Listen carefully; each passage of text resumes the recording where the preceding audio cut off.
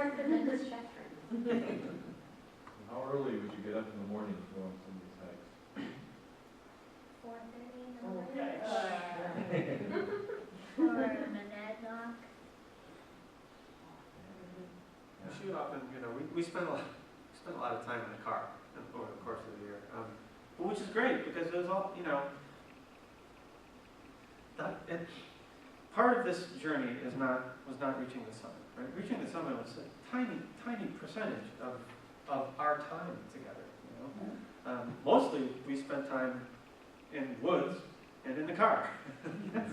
That's what we did. So we got to talk a lot. And when you spend, I read in the book, when you spend 24 hours a day, sometimes 4 or 5 days in a row with a 10-year-old, you better like each other and you better bond. And you create. I think you can ask her. I'm probably just a crazy adult, but I think you create a lot more than just a bond. There's you have to. And I love being with her. And a lot of what we had to do too is we fought between schoolwork. So we have a little place up in Whitefield, New Hampshire, a little cabin. So we would hike for 10 hours. And we would come down and I would make spaghetti while she was doing her homework on the rug of the cabin. And we would eat. And we would set up a tent inside the cabin for her, and that was where she slept. And she would sleep, and we'd wake up the next morning at 5 in the morning, and we'd do it all over again. We'd do that for 4 days in a row sometimes, or 5 days in a row sometimes. And but the only part that I didn't like was when we were really tired after a hike, and we had to pack our packs for the next day.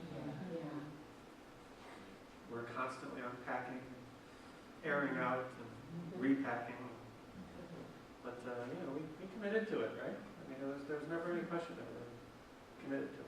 I never had to. There was a couple of times where we came back and I was just like, just go to bed, and I'll do it for you. But Rock scramble. yeah.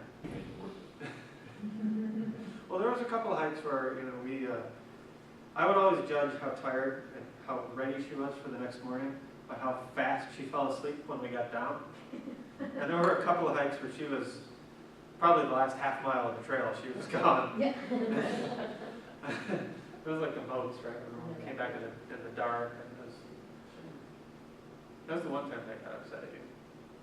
You probably don't even remember. She was asleep. She was asleep.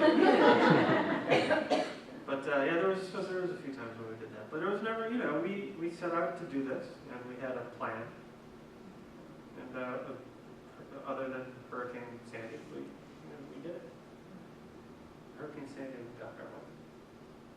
Mother Nature had to let you know. Yeah. She's still in control. Well, and again, that was another lesson, right? That we accomplished this. Whether we did it in 365 days or 371 days, the difference makes no difference. Yeah.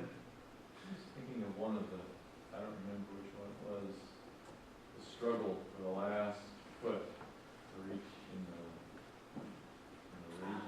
raging wind. Oh, To get your feet Horn. to the summit. Mount Horn. Yeah, Mount Horn. Step up. There's a big giant boulder at the summit of Mount Horn. And in the summertime, you can just scramble up this boulder. It's not a problem. In the winter, it's all ice. It's sheer ice. And you could stand there, and the boulder is maybe this high. So that's how close we were to the summit. And we couldn't get up the stupid thing. And, because we didn't, we had traction, but we didn't have crampons. And, I wasn't going to heave her up to how would I get her down? So we, in this howling snowstorm, that was the picture you saw of her shimming through between the crack and rocks. So we decided to do that, and we went through this crack in the rocks, and we had to climb through trees, and there's a sheer drop off, and I had to heave her up. And we get to the top of this rock finally after all this effort, and it turns out there's another ledge on the top of the rock. There's like this big stair. It's only maybe this high, which I could get up easily, but she couldn't. So No, it was higher than that. Yeah, it was high. It was pretty high.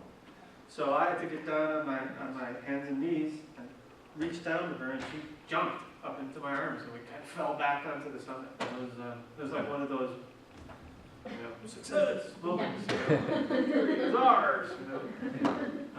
So it was cool. I write about that in the book too. But that was an interesting.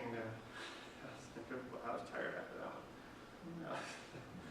But yeah, that was a full-on storm. That was the one time where there was a lot of. That was the one time where I didn't let her do anything she wanted to do. That was the time when I was a little more curt with her because I wanted her to be warm and safe. Let's get this done and get out of here. But we did. But that's what it's like to be a real mountain climber. Learning those things is part of the whole process, though, because you want to continue hiking your whole life. Yeah. If you stay healthy and you don't break bones and Right. you make good choices, then you can continue to do Well, a that. lot of it too is it's like calculated risk, right? Yeah. I mean, and it's a whole different set of calculations that I would take for myself if I was alone, or if I was with my wife, than if I was with her. So the percentages fluctuate depending on Right. who you're with and the type of weather and how strong they are and what you did the day before and all sorts of things like that. So we never, other than one time that we turned around, there were a few times when I was, curt with her. Let's get you geared up, get that up, put that on, tell me if there's anything wrong, and she would get frustrated at me because every 20 minutes I would say, are you warm enough? Are your feet warm? Are your hands warm? Is your head warm? And she'd be like, I'm warm! That's typical. You don't have to ask me. And so I do have to ask you, So, otherwise, I never had any question as to her strength or her determination. Yeah, one of the shots in there, I heard somebody in the back say, look at those legs. The muscle definition. Anyway. No, I heard it. Yeah, but I heard it back, somebody back there said it in the picture. And I just was thinking, some time ago,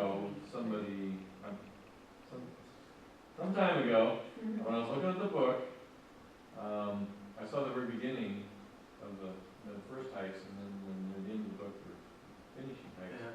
And I saw Janelle's legs at the end, and I went back to the front to look, and it's like, huge difference.